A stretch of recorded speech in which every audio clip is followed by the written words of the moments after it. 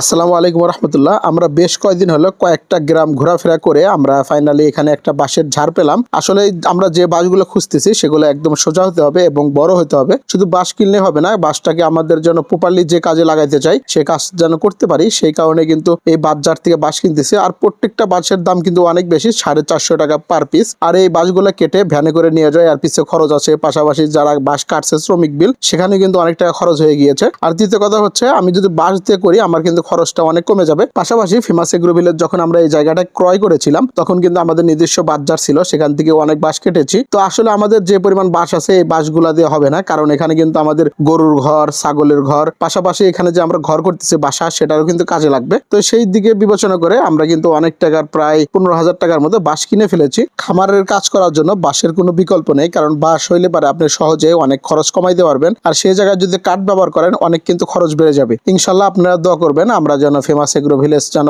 ভালোভাবে রান করতে পারি এবং সকলের সহযোগিতা কাম্য করছি।